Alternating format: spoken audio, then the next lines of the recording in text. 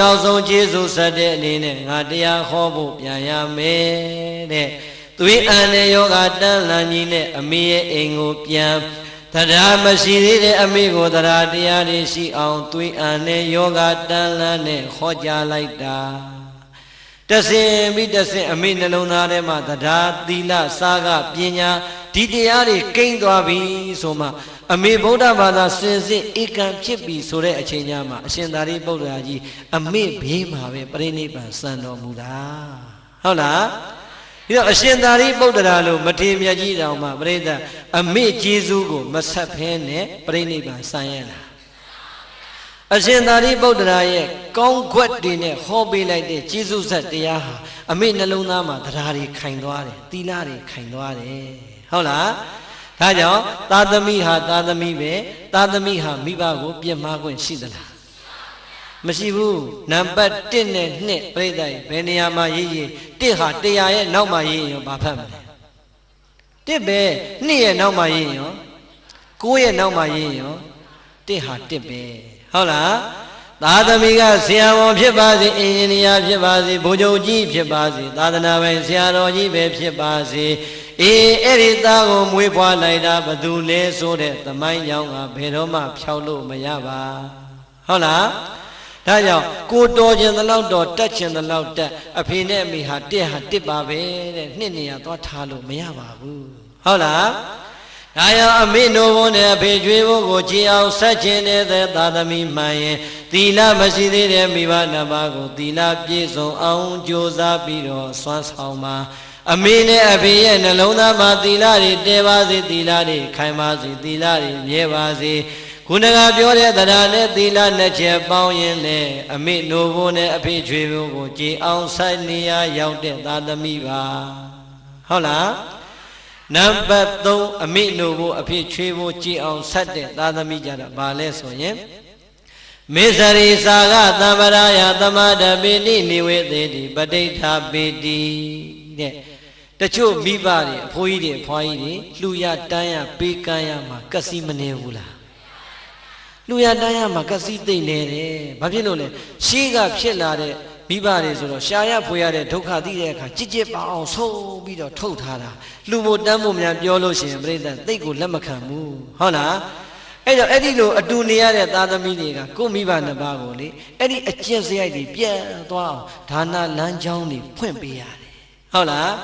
ဟောဒီမှာကရုဏာအသင်းကဘာတွေလုပ်နေလဲအခုတော်တော်များသွားပြီကြုတ်ဖတ်ကြည့်တာဖတ်လို့တော့မပြီးသေးဘူးတရားဝဲမှာပင့်လို့လိုက်လာရတာဟုတ်လားဒီတော့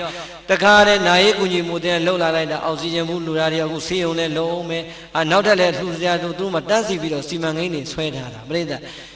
ကစီးနေတဲ့မိဘနှစ်ပါးကိုမတိကြအောင်ဆောင်ပြီးတော့ပြစ်မထားရဘူးဟုတ်လားလက်ကလေးတို့1000များတဲ့ထင်တဲ့အဖေနဲ့တွေ့ရင်1000ကိုတန်းအမှုမခံရဘူးအဖေကရုဏာအသင်းကလေအောက်ဆီဂျင်ဘူးတွေလှူနေတယ်ဆေးပေးကန်းနဲ့လုံးမှာတဲ့အဖေ1000လိုက်လှူလိုက်ပါလားဟော1000ထွက်လာပြီနောက်တစ်လလောက်ကြာရင်သူတို့စီမံကိန်းထဲမှာဘာတွေပေါ်ပြန်ပြီ1000လောက်လှူလိုက်ပါလားဟော1000နဲ့ပြောတော့10ကပြည့်တော့1000အဲ့ဒီလိုတဆင်းပြီးတဆင်းသွား1000 10ကပြောတော့တသိန်းမိဘနှစ်ပါးရဲ့တရားတရားကိုလက်တွေ့နဲ့ပြပြီးတော့ခေါ်ရင်မိဘနှစ်ပါးတိုင်းပါပါတယ်ဟုတ်လားမမြင်ရသေးတယ်ဟိုဘယ်နိုင်ငံမှာဘာကြီးလုပ်နေတယ်လှူပါလားဆိုတော့အစာတွေကကစီနေတဲ့လူဘယ်လှူလိုက်မလဲမြင်နေရတဲ့ဟောဒီမှာမကွေးမျိုးကကရုဏာအသင်းပြိဿအဝေးကြီးမဟုတ်ဘူးလုပ်နေတဲ့လုပ်ငန်းတွေအများကြီးမရှိဘူးလား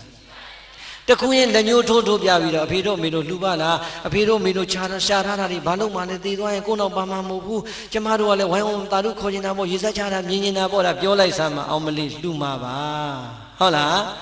အဲ့တော့ပရိသတ်ကြီးသားသမီးကအစည်းအရုံးကောင်းမှလည်းမိဘကပါတာ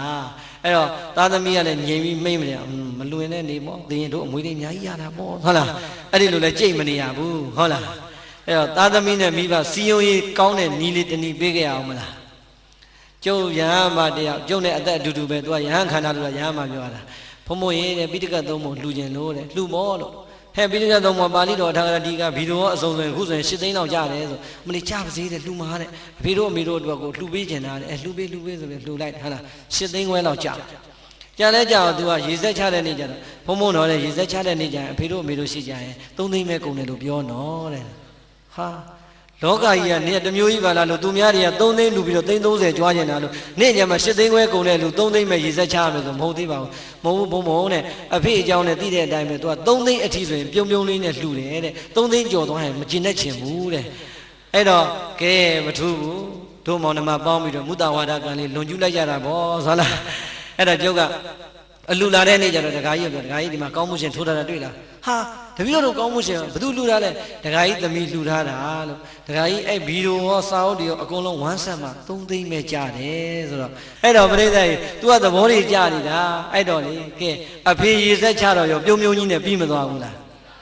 သာသမီလိန်မှာတော့အဖေလည်းပဲပြုံးတယ်အဲ့တော့တို့မကွေးမျိုးကဒကာဒကမတွေအဖေတို့အမေတို့ဟုတ်လား10သိန်းလောက်တူပြီးတော့3သိန်းလောက်ရေစက်ချတာလိုချင်လည်းကျုပ်နဲ့ညှိကျင်လာခဲ့ပါဟုတ်လား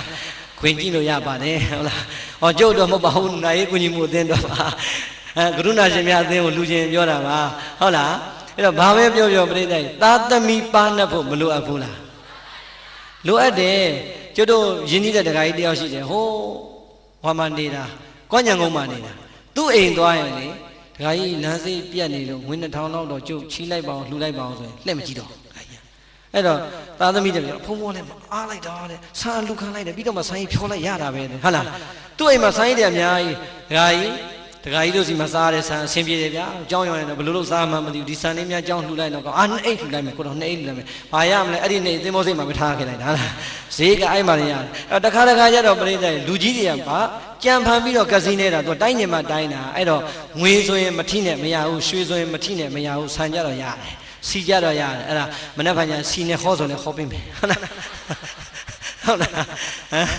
အဲ့တော့ဒုပရိသစဉ်းစားတော့နှမျောတွန့်တင်နေတဲ့မိဘနှစ်ပါးကိုပေးကမ်းအောင်လှူဒန်းအောင်စွမ်းဆောင်လိုက်အဲ့ဒီသားသမီးဒီအမေနှုတ်ဝန်းနဲ့အဖေချွေးဖို့ကိုအကျေဆက်နေတဲ့နံပါတ်3နီးကိုပိုင်အောင်လုပ်နေတာ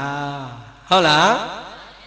ဒုပင်ကြီးပညာသဗ္ဗရာယသမာဓပေတိနိဝေသေတိပဋိဋ္ဌာပေတိ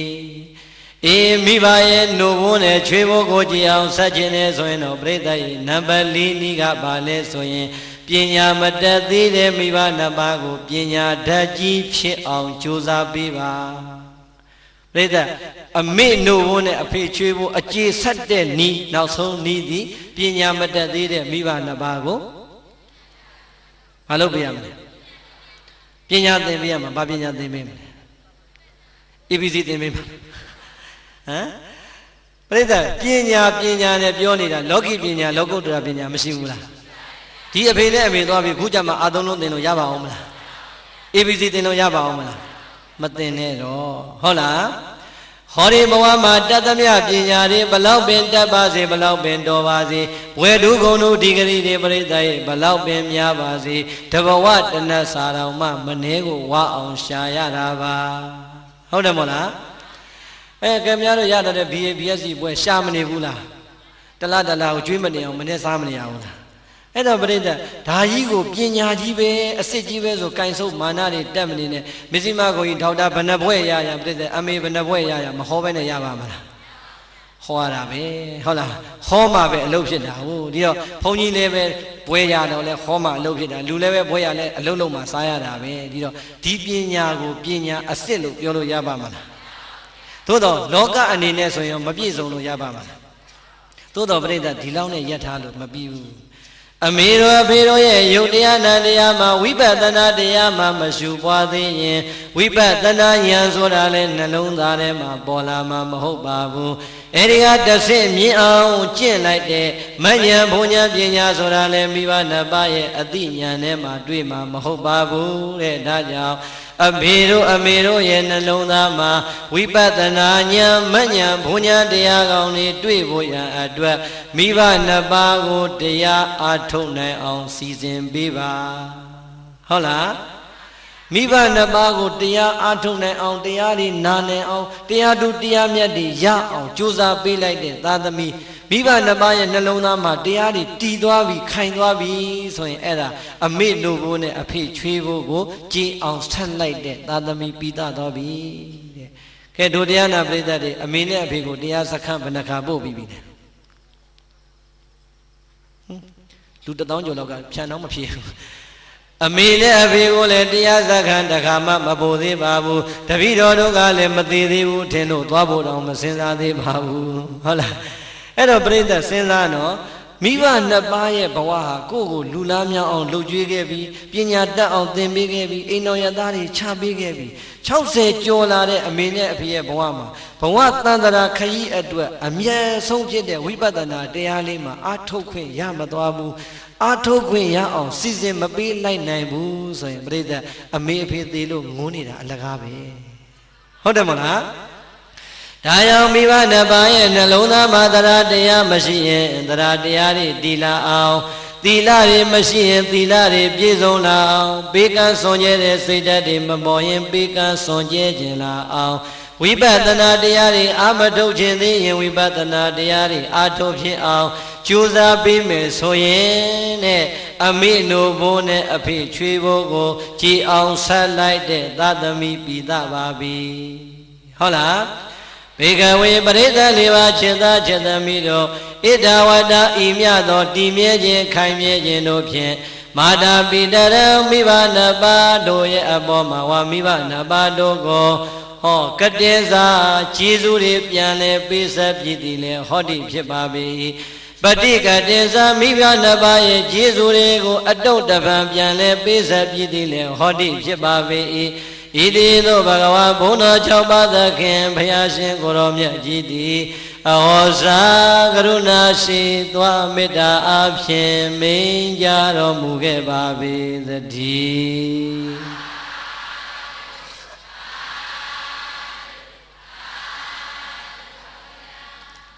ပရိသတ်ကြီးကျမ်းဖန်ပြီးသာဓုခေါ်လိုက်ရတာဟုတ်လားဘယ်နှချက်ပြီးသွားပြီလဲဘယ်နှချက်ပြီးသွားပြီလဲစောစောဘယ်နှချက်ပြီးသွားပြီလဲနှစ်ခုပေါင်းတော့အတိတ်ပြီးတာမဟုတ်ဘူးနော်တကယ်ဖျားစုပြောတာဟုတ်လားမိဘနှစ်ပါးရဲ့အပေါ်မှာမျောလင့်နေတဲ့မျောလင့်ချက်ကိုပစ္စည်းနဲ့ကျေစုပေးဆက်လိုက်မယ်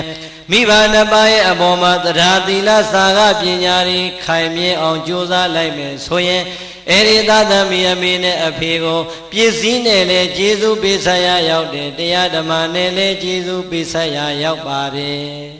ဟုတ်လားပြိဿတော်လူတအုပ်ကြီးအကျယ်ကြီးဆိုမယ်သာဓုခေါ်တာကြတော့မော်လမြိုင်လောက်မကျယ်ဘူးသာဓုကြည့်ရတာဟင်းမကောင်းမဲနဲ့စားလာပုံရတာကျုပ်တို့ကဘုန်းကြီးတွေကလေတရားဘလောက်ရှိကြီးပြိဿများရင်မမောဘူးသာဓုတန်တာကျယ်လိုက်မယ်ဆိုရင်ပလင်ပေါ်မှာမြောက်ကြွနေသလားအောင်မရတယ်အဲ့ဒီလိုအရသာရှိတာပြိဿကသာဓုတန်တိုးလေးဆိုဩငါတရားရှိလို့များစိတ်ကုန်ကြပြီလားမသိဘူးလို့အောင်းမေ့ပြီးတော့ရှေ့ဘာလို့ရမှမသိဘူးဖြစ်နေတာပြိဿကစိတ်ကုန်သွားပြီလားတဏှာကြီးတော့မခွဲသေးပါဘူးဟုတ်လားအဲ့တော့ပရိသတ်ကကြဲကြဲလေးသာဓုမရောရင်ပလင်မွားဘုန်းကြီးကအမောဖောက်လာပြီးတော့ဆင်းပြေခြင်းလေးပေါက်လာတာ3 နာရီဆိုမှတနာရီခွဲနဲ့ပြန်သွားလိုက်ပါဟုတ်လားအဲ့တော့အယောကောင်းမှအမောတတ်တာဟုတ်လားခင်ဗျားတို့ကဒါမကွေးမြို့ပေါ်မလို့လားမသိဘူးကျွတ်တို့ဝမ်းနဲ့မြို့လေကျွတ်တို့ရွာတွေမှာတရားဟောရင်ဒါအကြီးဖို့ကောင်းတာဟုတ်လားဟာဘာတွေပါလာလဲမလဲပဲရှိတဲ့လူကပဲတောင်းလိုက်ရှေ့မှာချတာဘုန်းကြီးရှိမှာကပဲတောင်းနေဆန်တောင်းနေကြက်သွန်တောင်းနေရှိတာတဲ့ကိုငွေဥသီးတွေရောအကုန်လုံးယူချတာဆန်တောင်းနေရောအဲ့တော့ကျွတ်တို့ဒေသမှာပြောပါတယ်ဒကမာကြီးတယောက်ကတရားပွဲကျင်းပတာဥဆောင်တာပေါ့လေကဲညကြရင်လာခဲ့ကြအောင်ဘာတင်းထောက်တင်းဝင်ထွက်မိုးလင်းရတဲ့တေဝါလုံးပတ်ပြီးတော့စီးရုံလိုက်တာပြိဿရဲ့ညတရားပွဲတာရောက်သွားတယ်သူအိမ်မပြန်သေးဘူးအဲ့တော့တရားပွဲအချိန်လေးရောက်ရွာတွေကလာကြတာပေါ့ဆန်တောင်းစီတောင်းပဲတောင်းငရုတ်တီသူ့အနေနဲ့သူတောင်းလေးတွေနဲ့လာကြတာပြီးတဲ့အခါကျမှခောဘကဘာလို့လဲဆန်အောင်ဆန်ရင်ပဲကိုပဲရင်ငရုတ်ချင်းကြက်သွန်ကျက်ရောပြီးအိတ်တွေပိုင်းနဲ့ထက်ပြီးတော့မှကားပေါ်တင်ပေးလိုက်ရတာဟုတ်လားအဲ့တော့ဒကမာကြီးကတရားပွဲလဲစအောင်သူရှေ့စောနေတရားနာတနေ့အကုန်လုံးသူကလည်းပင်ပန်းထားတော့စိတ်ကလည်းပြင်းနေတဲ့အခါဘုန်းကြီးကိုကြည့်ဟုတ်လားဘုန်းကြီးကလည်းအဲ့ဒီနေ့သူ့တရားသူမှန်မှန်ဟောတာပါပဲဟောနေတဲ့အချိန်ကျမှဒကမာကြီးကတရားနဲ့စိတ်မပါပဲဟိုတွေးနဲ့ဘာတွေးတော့ငါမနေ့ကအိမ်ကပြလောင်ထွက်လာအိမ်တော့မခက်ခဲမှုတော့ဟုတ်လားအိမ်တော့မခက်ခဲတာအဲ့ကြမှာသတိရပြီးတော့သွားပြီကုန်ပြီထင်တယ်ခေတ်ကလည်းတခိုးကြဖို့ပေါ်ပါပြီတဲ့ဟုတ်လားအဲ့တော့အိမ်ကိုစိတ်ရောက်သွားလိုက်တာပြိဿကြီးတရားကိုဖြောင်းနာလို့ပြန်ဟိုဘက်လှည့်လိုက်ဒီဘက်လှည့်လိုက်ဟိုဘက်မျက်စောင်းထိုးလိုက်ဒီဘက်မျက်စောင်းထိုးလိုက်ထိုးရင်နဲ့ဘသူစီရောက်လဲဘုန်းကြီးကိုကြည့်လို့အမလင်းတော့ရှည်လိုက်တာမပြီးနိုင်ဘူးဟုတ်လားအိမ်သာကုံသွားရင်ထင်းမနှက်ဖန်လမ်းစိမလူတော့ဘူးဟုတ်လား စိတ်တူတူနဲ့ဘုန်းကြီးအန်ကျိတ်မော့ကြည့်နေပြီးတော့ဘာသွားတွေ့တော့ရှေ့ကပဲတောင်းနေဆန်တောင်းနေလည်းပွားလန်းနေကြည့်ပဲအမလီပြီးရင်ငါဒါတွေလိုက်ပေါင်းရင်ကိုအချိန်ကတော်တော်နိုင်ဝက်လောက်ကုန်အောင်ပါကဲမထူးဘူးဟောစံကိုတော်လည်းဟောကျင်တော့ဟောကိုလည်းကိုတောင်းနေခုတည်းကရောထားတော့မယ်ပဲဆန်းရောထားတော့မယ်ပေါ့ရောတော့မယ်ဆိုခုနာတောင်းလေးဒီနာရွှေ့နီးရဆွဲပြီးတော့သူကြည့်ဒီလောက်အလိုက်မသိတဲ့ကိုတော့မနှက်ကြရင်တော့ကြောင်ရွေးပြီတော့ဟိုက်ပဲနဲ့ဟောဒီဆန်ကရောကိုထည့်လိုက်အောင်ဟုတ်လားစိတ်တူတူနဲ့ပဲတောင်းကြီးဆန်တောင်းကြီးနဲ့ကပ်ပြီးတော့သူ့လက်ပိန်ပိန်လေးနဲ့မကြည့်ဟုတ်လားမကြည့်ရွေးမနှက်ဖန်ရွေးပြီတော့ဟုတ်လားစိတ်ကလည်းတူတူနဲ့တခါတည်းပဲတောင်းကြီးမကြည့်နိုင်ရင်သူတခါတည်းရောတော့မယ်ဘုန်းကြီးကလည်းပလင်မွားကြည့်နေဒကမကြီးလှုပ်စီနဲ့ဘာလုပ်နေပါလဲဟုတ်လား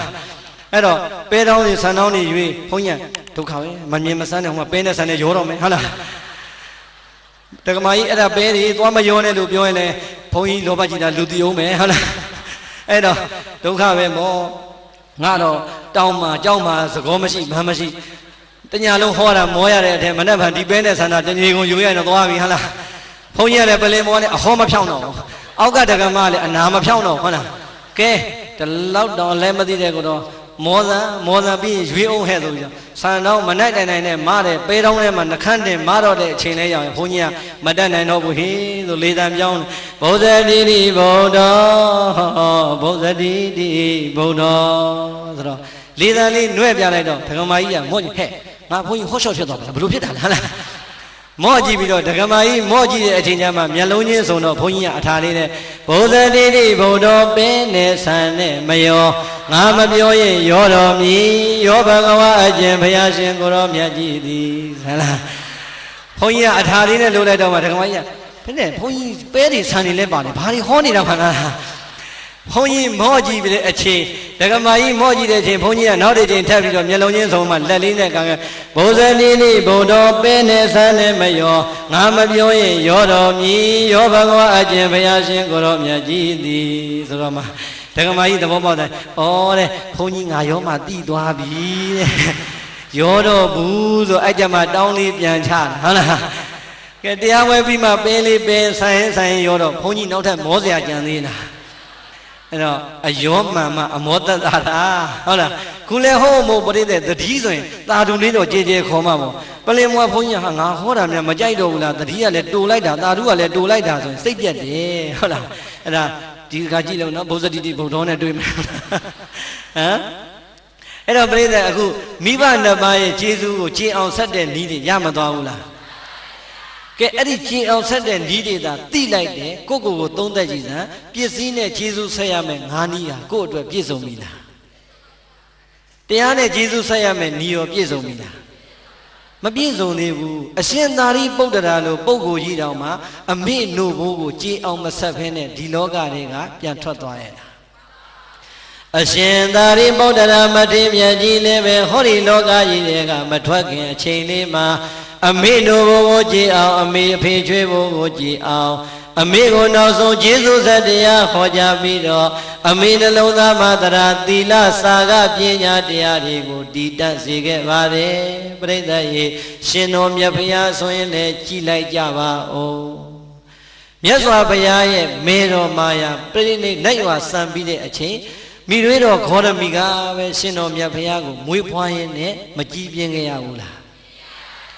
ဒီတော့မေတော်မာယာ9ရက်အတွင်းနိုင်ရွာဆန်သွားတဲ့အခါကျတော့မြတ်စွာဘုရားလူလားပြောင်းလို့သားကြီးလူလားဖျားဖြစ်တဲ့အချိန်မှာအမေလောကမှာရှိသေးရဲ့လားမရှိတော့ဘူးသို့တော်ပြိဿရဲ့အမေဘယ်မှာရှိသလဲဆိုတာတပ်ပင်ညုတရွှေဉဏ်တော်နဲ့ကြည့်လိုက်တော့အမေဘယ်မှာရောက်နေတယ်ဒါဝရိသနတ်ပြည်မှာရောက်နေတဲ့အမေရဲ့ခြေစူးတွေ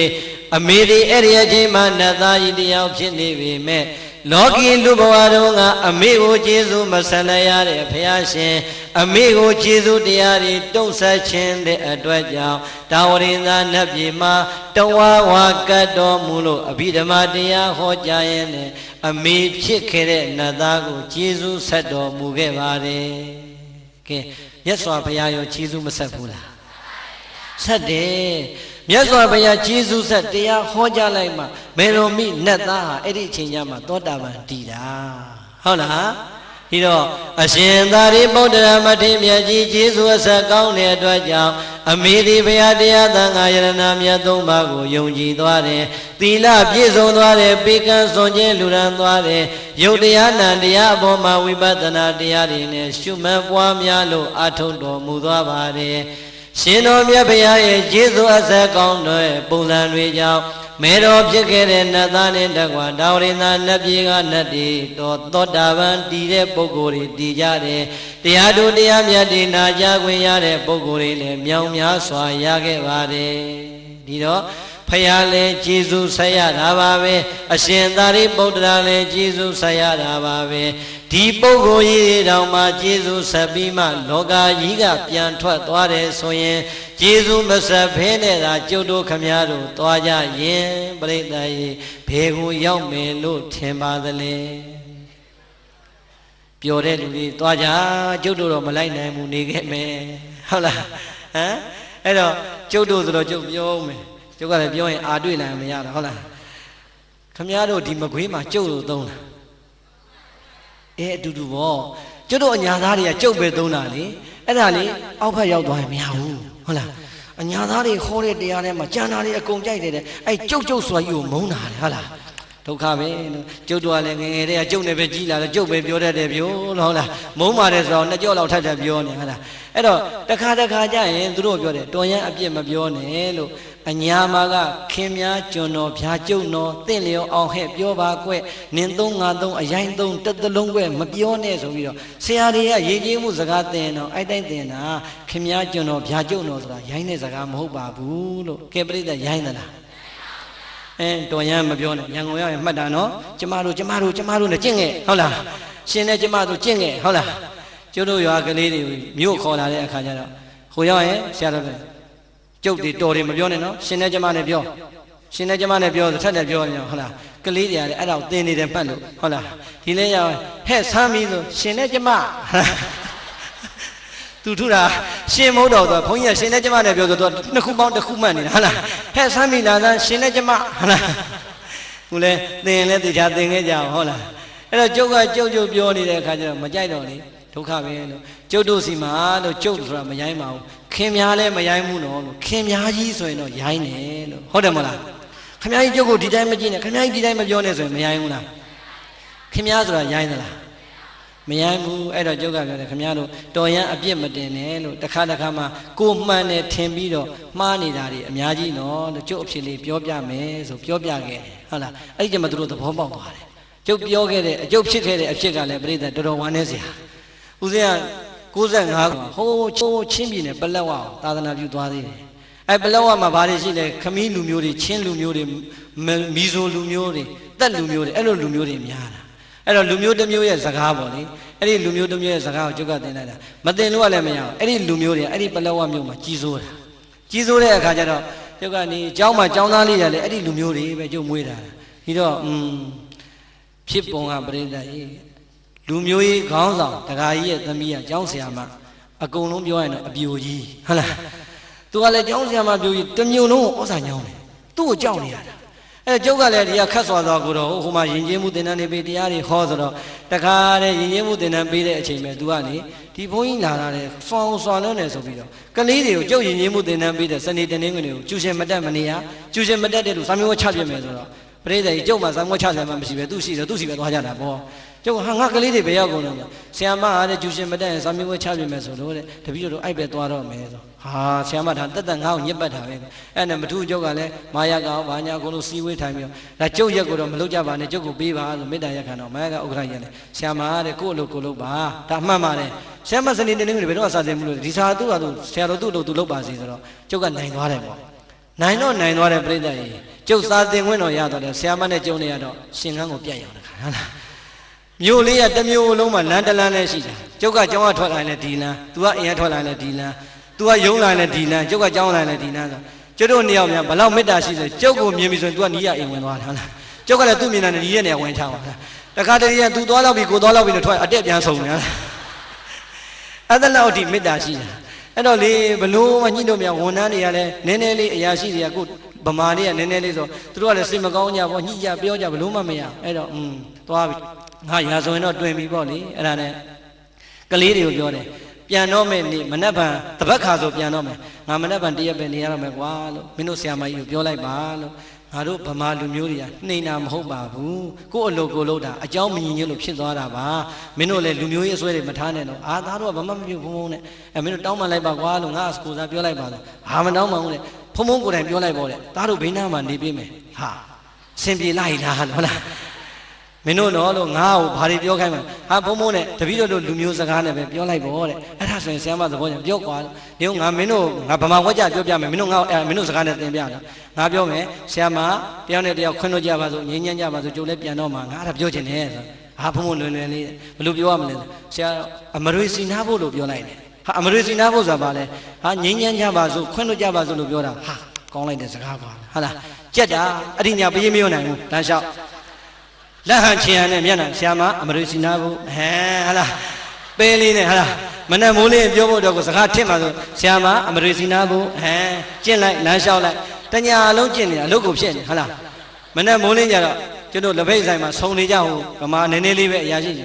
ကျွန်တော်ဒီနေ့ဆရာမကြီးလိုက်ခေါ်ရတော့ကျုပ်ဆရာမကိုနှုတ်ဆက်မယ်ဟာကောင်းတော့မို့ဆရာတော်ရဲ့ကိုကဘုန်းကြီးပဲကိုဘက်ကမာနတွေချပေးလိုက်တာကောင်းပါသူတို့ကလည်းဝမ်းနေသားနေတာခေါ်ပြအောင်သာခေါ်လို့မှသူတို့စကားနဲ့ကိုကနှုတ်ဆက်မှာဘာစကားတော့မဟုတ်ဟာကောင်းတယ်ဆရာတော်ချမယ်ဟုတ်လားသူတို့ကလည်းလူပြောတွေဆိုတော့ဆရာမကြီးလည်းလာအောင်ပြိဿကြီးဆောင်းလာလဲလာဆရာမလာအောင်နဲ့သူတို့လည်းခေါ်တော့လာတော့ရာရှိတွေဆိုတော့ဒီမှာတဲ့ဆရာတော်ကမနှက်ဖန်ပြန်တော့မှမလို့နှုတ်ဆက်မလို့တဲ့ကိုကလည်းပြုံးပါပဲမာနကိုအပြတ်ချထားတာဆရာမရဲ့လို့ကျိုးတို့လည်းဗာမုတ်တဲ့ကိစ္စလေးနဲ့ဗုဒ္ဓဘာသာချင်းချင်းမကောင်းပါဘူးလို့ကျိုးလည်းမနှက်ဖန်ပြန်တော့ဆရာမလို့တယောက်နဲ့တယောက်ဒီလိုကြီးခွဲရတာမကောင်းပါဘူးလို့ကျုပ်ဆရာမဟုတ်လို့ဆရာမတို့စကားလေးနဲ့ပဲနှုတ်ဆက်ပါမယ်အမရွေစီနာဖို့ဟုတ်လားလက်ဖက်ရည်ဆိုင်မှာခုံနေပဲလေးနဲ့အမရွေစီနာဖို့ဆိုလွှဲတာလားအမလေးပရိသတ်ငင်းငင်းရေးရတယ်မထင်တော့ဖုံဖုံတော်ဆိုပြီးတော့ဟာလက်ညိုးကြီးထိုးပြီးအရင်ကျိတ်ပြီးဆောင်းနဲ့ထွက်တော့ဟာသွားပြီလို့ကိုကလည်းဒေါကန္တာပေါ့ဟာဆရာမရိုင်းလိုက်လားကွာလို့ချင်းချင်းနဲ့မေတ္တာကြီးတောင်းပန်တာတော့မှငါလာပြီးစော်ကားမော်ကားလှုပ်သွားရဲဆိုလေဟာဖုံဖုံအဲ့ဒါဘာပြောလိုက်တာလဲဟာဒါငင်းငင်းကြပါဆိုခွင့်လို့ကြပါဆိုလို့ပြောတာပေါ့လေကျုပ်ကလည်းချင်းချင်းနဲ့ရှင်းပြနေတော့နောက်ကလက်ဖက်ရည်ပြောတဲ့ကောင်နဖူးပုတ်ပြီးထွက်လာဟာဖုံဖုံလှုပ်ချလိုက်ပြန်ပြီတဲ့ဟာဘာဖြစ်တယ်တော့ဟာကြီးကောင်လို့ဟာဖုံဘာလို့အဲ့လိုသွားပြောတာလဲဟာမင်းညာငါတပည့်တွေမှာငါသင်တန်းတက်ထားတာတညာလုံးကျင့်ထားတာဒါအမရွေစီနာဖို့ဆိုငြိမ်းချမ်းကြပါဆိုခွင့်လို့ကြပါဆိုမဟုတ်ဘူးလားဆိုဟုတ်တယ်လေတဲ့ဟာဟုတ်တာဘာလို့သူကငါ့ကိုသိတော့ဟုတ်တယ်ဆိုတာကမဟုတ်ဘူးတဲ့ဟာမင်းဥစ္စာရှုပ်ကိုဟုတ်တယ်မဟုတ်ဘူးဆိုဘာတော့ဟာမင်းဆိုဟုတ်တယ်ဆိုတာဖုံဖုံနဲ့တပည့်တော်နဲ့ဆိုရင်တော့ဟုတ်တယ်တဲ့တပည့်တော်တယောက်တယောက်ရံဖြစ်ပြီလားအမရွေစီနာဖို့တကယ်ကြီးခွင့်လို့ကြပါဆိုငြိမ်းချမ်းဆိုဟုတ်တယ်အေးအဲ့ဒါငါပြောတာဒကမတွေနဲ့ကြတော့အဲ့လိုမရဘူးအဲ့လိုပြောလို့မရဘူးတဲ့ဟာဒကမတဲ့ဆိုဘာတိတ်ပဲထွက်တယ်အတူတူနေရအောင်လို့ပြောတာတဲ့အမလေးမားလိုက်ပုံအဲ့တော့ဟိုမှာအပြိုကြီးသွားအတူတူနေရအောင်ဆိုတင်းပြီပေါ့ဟုတ်လားဟမ်ပြောတဲ့လူကလည်းကြည်ဟိုဒီမှာဘာမှမရှိတဲ့ဟိုမှာကြုံသွားအဲ့ဒါဟောအန်ကျိတ်သွားတာတော်သေးတာငါကံကောင်းတာပဲလို့ယူနေဘက်ကလည်းမပေါက်ခဲ့တာတော်သေးတယ်အဲ့တော့တခါမှလို့ခင်ဗျားတို့ကိုမှန်တဲ့တမီမားနေတာလေအများကြီးတော့ဟုတ်လားအမရေစီနာဘောယောက်ျားကြီးဆိုတော့ငင်းညာအောင်ဟုတ်တယ်တဲ့မိန်းကလေးနဲ့ကျတော့အတူတူနေရအောင်ဆိုတော့သွားပြီပေါ့ဟုတ်လားအဲ့ဒါကြောင့်ရန်ကုန်ရောက်ရင်အချင်းကြီးပြောနော်ရှင်နဲ့ကျမပိုင်းမလုံးနဲ့ဟုတ်လားအဲ့ဒါရန်ကုန်ကလူတွေအဲ့လိုပြောမှပဲသဘောပေါက်တော့တယ်ဟုတ်လားဒါတော့ဦးဇင်းတို့ပြောချင်တာကမိဘကျေးဇူးကိုခုကြည်အောင်ဆက်တဲ့နေ့ဦးဇင်းပေးပြီးပြီဖះရှင်ဆက်တဲ့အကြောင်းဟောပြီးပြီအရှင်သာရိပုတ္တရာဆက်တဲ့အကြောင်းဟောပြီးပြီဒီလောက်နဲ့သိရင်လည်းရပြီသို့တော့နောက်ထပ်ဇက်ကြောင်းတစ်ခုဟောခြင်းသေးတယ်တဏှာကြီးတော့အချိန်ကုန်ပဲပြီးမလားသိကြပြီနော်ကဲသိကြရင်ပြီးတာပါပဲဟုတ်လား